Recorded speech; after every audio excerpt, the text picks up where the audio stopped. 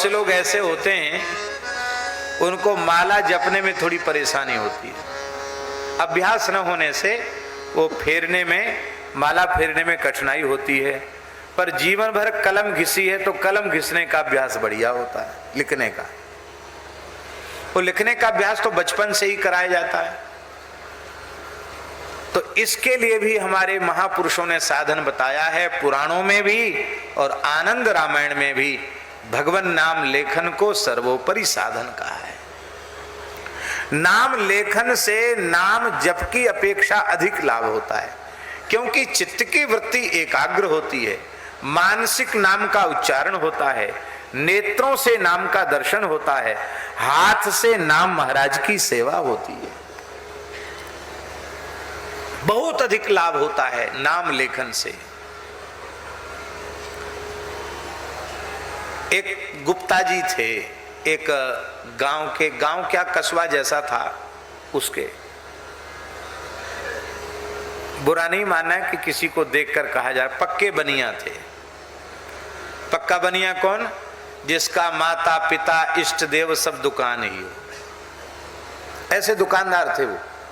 सवेरे से घर में ही बड़ी दुकान थी वो। ऐसी दुकान होती नहीं जिसमें सब सौदा मिलता। गांव में ऐसी बड़ी दुकानें होती हैं, जनरल स्टोर कहते, क्या कहते, सब चीज मिलती वहां। जो चाहो सो, किताब, कापी, नमक, तेल, मिर्च, धनिया, मसाला, कपड़ा, जो चाहो सब मिलेगा। वो सवेरे से शाम तक दुकान खोलते थे, दुकान में ही भोजन करते थे। घर ही था एक तरह से, वहीं मने उतनी देर के लिए भी दुकान नहीं छोड़ते। उनके मित्र जाते थे अयोध्या रामनवमी के अवसर पर, तो उनको ताने मारते कि तुम दुकान पे बैठे रहोगे, कभी जीवन में किसी तीर्थ यात्रा में नहीं गए, कहीं कथा वार्ता सत्संग में भी नहीं, खाली बस उठे दुकान पर बैठ गए, क्या मतलब हुआ? अरे कम से कम कहीं कुछ जाओ, अच्छा काम करो। पीछे पड़ के वो लोग उनको अयोध्या जी ले गए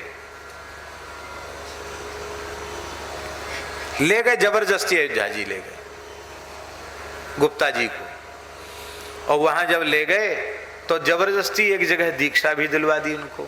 उनकी बिल्कुल भावना नहीं थी, जबरदस्ती उनको कंठी डलवा दी, तो वैष्णव बना दिया, दीक्षा दिलवा दी उनको। और गुरुजी ने नियम बताया, बोले इतना माला जप करना, इतना रोज तिलक लगाना, रोज जप करना, एकादशी व्रत करना। उन्होंने साफ मने कर दिया, बोले न तो हम तिलक लगाएंगे, न हम एकादशी करेंगे, न हम जप करेंगे। तो बोले दीक्षा क्यों ली? बोले हम नहीं जानते, इन लोगों ने जबरदस्ती दिलवाई तो हमने ले ली, हम भी बैठे थे हमने भी ले ली। बोले तुमको पाप लगेगा? बोले पाप लगे चाहे पुण्य लगे आप जानो, हम नहीं जानते पाप पुण्य, हम नहीं कर पाएंगे महाराज, और कोई साधन बताओ, हम तो दुकान पर बैठते हैं। महात्मा जनों ने दीक्षा दी थी, वो भी लोगों से नाराज हुए कि ऐसे आदमी को तुमने क्यों बिठाया दीक्षा में। हम तो सोचा कि चलो कोई बात नहीं, ये भी बात रहे, दे दिया। तो बोले माला तो फेरनी पड़ेगी, तुम एक माला तो कम से कम फेरा करो। बोले हमने जानते नहीं माला फेरना, कैसे फेरें? तो महात्मा जी ने, गुरु जी ने, सच्ची घटना सुना रहे हैं आपको, गुरु जी ने कहा कि तुम दुकान में लिखते तो हो, हिसाब किताब में लिखते हैं, तो ऐसा करो एक पेज पहले राम राम लिख लिया करो, तब दुकान का काम शुरू किया करो। और फिर बीच में ग्राहक ना आवे तो फिर कुछ राम राम लिख लिया करो। बोले हाँ ये काम तो हम कर देंगे शुरू, बिल्कुल हम एक पेज पहले राम राम लिखेंगे, उसके बाद हम दुकान का काम करेंगे, ये काम। बोले हम तो थोड़ा पहले बैठ जाएंगे, कोई बात नहीं, जब लोग आते उसके पहले बैठ जाएंगे। महाराज जी वो लिखने लग गए। ऐसी रुचि उनकी जगी कि अब खाली समय में वो सोचें काहे को फालतू बैठे, तो राम राम लिखें। और वो राम नाम लिखते लिखते ऐसी स्थिति हो गई कि उनकी दुकान भी छूट गई, एकादशी व्रत भी करने लगे, तिलक भी लगाने लगे, राम नाम लिखते लिखते सारी वैष्णवता उनमें आ गई और बड़ा संतोष उनको। और आप सुनकर आश्चर्य करेंगे, ऐसे पगला गए कि जब देखो तब बहुत कम खाएं, बहुत कम सोएं, राम नाम लिखें। एक बार उनके कमरे में उनके पुत्र का कुर्ता पैजामा नया सिलवाया था, वो छूट गया, रखा था जो भी हो, वो कागज उनके पास खत्म हो गया। तो उन्होंने पता नहीं क्या उनके दिमाग में आया, उस सफेद कुर्ता पैजामा पर ही राम राम लिख दिया उन्होंने। कलम उसे डॉट पेन से, स्याही वाली जो पेन होती है ना डॉट पेन, उससे उन्होंने लिखा। लाल और हरे लाल और नीला मिला करके बढ़िया अच्छी डिजाइन बना के लिख दिया। सवेरे लड़के ने झगड़ा किया कि हमने नया कुर्ता पैजामा सिलवाया था, अभी तुमने तमाशा बना दिया इसका, जगह जगह चक्र बना दिए और क्या क्या लिख दिया, फूल बना दिए, ये तो अब पहनने लायक भी नहीं रहा।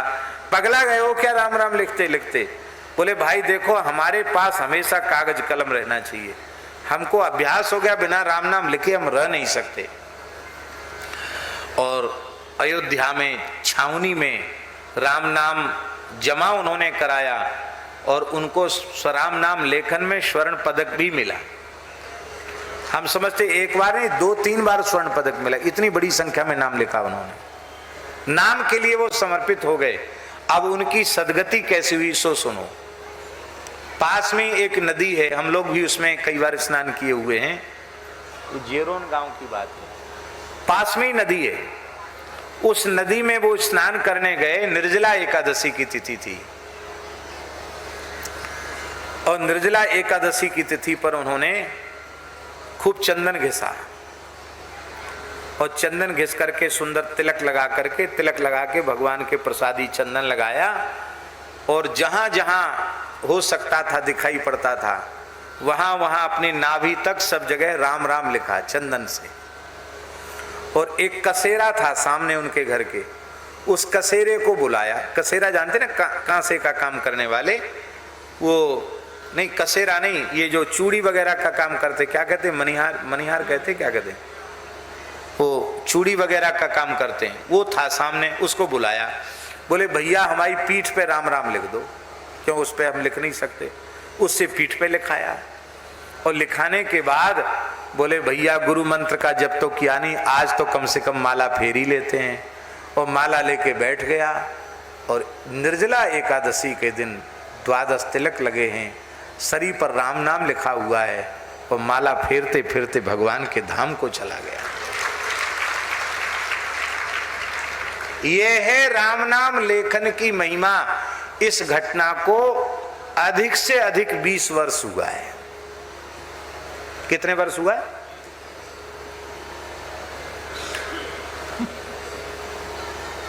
ऐसी घटनाएं गीता प्रेस में छपने योग्य घटना, ऐसी घटना। इसलिए किसी भी पद्धति से नाम से जुड़ जाओ, सत्संग से जुड़ जाओ। यही भाव भगवत कृपा से हमारे मन में था और भगवान ने गोपाल जी को प्रेरणा की। इन्होंने कहा महाराज जी मेरे मन में ऐसा, मैंने कहा मेरे मन में तो बहुत समय से ये भाव आ रहा है। अखंड कीर्तन तो मलुपीठ में गोरक्षा के लिए चल ही रहा है, नाम लेखन में भी लोग लगे। इस समय 3 अरब और कितना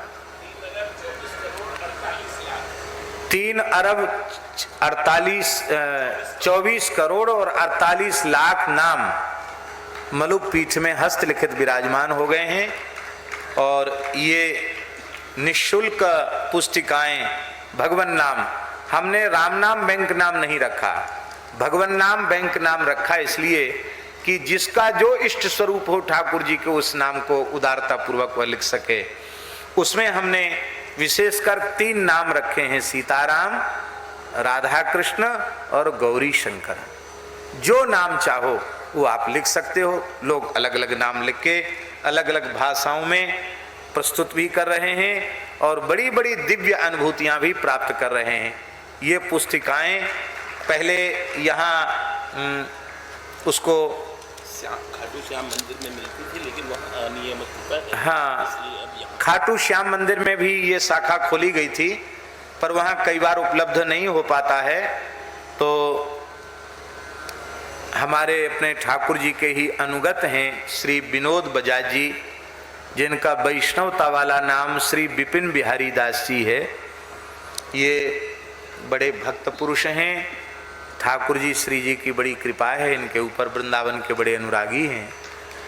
तो इन्होंने इस सेवा को बड़े सहर्ष स्वीकार किया है कि हम अपना जो कुछ व्यवहारिक कार्य है उसको देखते हुए भी, और ये इस नाम पे भी मिल जाएगी, इस दुकान पे भी मिल जाएगी। हाँ, विनोद जी बजाज सूरत, विपिन बिहारी दास जी, इनके मोबाइल नंबर भी लिखा है, उस पर भी मिल जाएगा। और Banwari Lal ji Mundra, Shri Indrani textiles 214 Jayalakshmi market, ring road, Surat, यहाँ भी मिल जाएगा। तो ये गोपाल जी की भावना है, गोपाल दास जी की, कि गौ सेवा की अलग तो जगी रही है। पहले कम से कम भारतवर्ष का प्रत्येक जिला उसमें अच्छा पवित्र भाव है और जरूर इसकी पूर्ति होगी। महाराज जी, जो लड़के चोरी करते थे, गंदी चीज पीते थे, गंदी चीज खाते थे और दुनिया के उटपटांग काम करते थे कुसंग में पड़ करके, उन लड़कों को एक सज्जन ने इसी नाम लेखन में लगाया। वे सबके सब बालक व्यसन मुक्त हो चुके हैं और सब सत्संगी हो चुके हैं केवल नाम लेखन से। श्री बिहारी बाबूजी हैं, हाँ, श्री बिहारी लाल जी टिकमानी, मुजफ्फरपुर बिहार। तमाम ऐसे जो बेचारे अशिक्षा के कारण या निर्धनता के कारण या कुसंग के कारण, जो उनको कहा हम तुमको कुछ देंगे, तुम इतने घंटे नाम लिखो। नाम लिखते लिखते उनके एक बार तो कैदियों ने हमको एक अनुभव सुनाया महाराज जी, पहली बार सुना रहा हूं। कैदियों ने अनुभव सुनाया कि हमने ये सुना कि सुरभ्यै नमः इस मंत्र का बड़ा प्रभाव है, तो हम लोगों ने सुरभ्यै नमः लिखा, तो बोले हम लोगों की प्रकृति में परिवर्तन आ गया, हम लोगों की सजा कम हो गई और कितने लोग भगवान की कृपा से। तो लेखन की इतनी महिमा, इसलिए ये काम हम लोग जरूर करें। आज सत्संग ही हो गया, भगवत चर्चा हुई, अच्छी बात है, लेकिन एक बात हमने कल कही थी, लेकिन हम उसको कल किसी कारणवश पूरा नहीं कर सके। आज भगवत कृपा से उसे पूरा कर रहे हैं। गीता प्रेस गोरखपुर की जो कल्याण पत्रिका है, उसमें 1995 की मासिक कल्याण पत्रिका में, सन 1995 की मासिक कल्याण पत्रिका में एक गोतंत्र नामक लेख छपा है। वो पत्रिका में हमको देखने को मिला, तो ये गीता प्रेस की ही कल्याण पत्रिका से इसका फोटोस्टेट हमने कराया।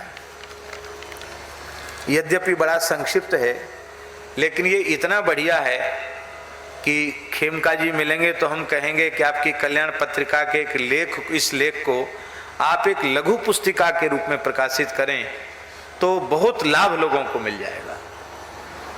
इतनी अच्छी चीज है। इसमें लिखा है, गोतंत्र प्रस्तुत गोतंत्र अनुवादक के पिता अभिनव नागार्जुन को अमरकंटक के एक सिद्ध महात्मा से प्राप्त हुआ था। ये रामदत्त जी शुक्ल इस लेख के प्रेषक हैं। रामदत्त जी शुक्ल लिख रहे हैं कि अनुवादक माने रामदत्त जी शुक्ल, इनके पिताजी अभिनव नागार्जुन को अमरकंटक के एक सिद्ध महात्मा से मूल पांडुलिपि मिली थी गोतंत्र की, और यह दुर्लभ तंत्र उनकी गुरु परंपरा से उन महात्मा को प्राप्त हुआ था। मूल तंत्र संस्कृत में है, किंतु पाठकों की सुविधा के लिए उसका भाषानुवाद उन्होंने गीता प्रेस को लिख करके भेजा। इसमें शिव पार्वती का संवाद है, 9 अध्याय हैं, और भगवत प्राप्ति के निमित्त सरल, सुगम, सर्वोत्तम साधन के रूप में गो सेवा, गो पूजन, गोदान के महत्व को प्रतिपादित किया गया है। गो पूजन, गोदान की विधि, गो सेवा, गोपालन की प्रक्रिया, इसकी फलश्रुति, महात्म्य, मंत्र का जप, गो गायत्री, गो कवच आदि का इसमें बड़ा सुंदर संग्रह किया गया है। तो मूल भाग संस्कृत में है और उस संस्कृत के कुछ श्लोक भी इसमें उद्धृत किए गोतंत्र के। हम ये चाहते हैं कि 1995 की उस पत्रिका को निकाल करके और उस लेख को उन महानुभाव से भी संपर्क करके ये प्रयास करना चाहिए कि मूल जो संस्कृत की प्रति है वो भी यदि प्राप्त हो जाए तो मूल संस्कृत की प्रति के साथ यदि ये अनुवाद छप जाए तो उसमें और अधिक उसकी महिमा बढ़ जाएगी। प्रामाणिकता तो हमारे लिए तो प्रामाणिकता है ही है, पर और अच्छा हो जाएगा। तो आज हम ऐसा प्रयास कर रहे हैं कि संक्षिप्त रूप से ही सही इस सत्संग सत्र में हम गोतंत्र की भी थोड़ी थोड़ी बात कह करके, वो 9 अध्याय हैं, छोटा सा ही प्रकरण है, उसको हम पूरा करें। उससे लोगों को बड़ा लाभ होगा और जो लोग यहाँ बैठकर सुन रहे हैं उन्हें तो लाभ होगा, कई चीजें नई सुनने को मिलेंगी। और महाराज जी आजकल तो वो विज्ञान के माध्यम से भी लोग सुन लेते हैं।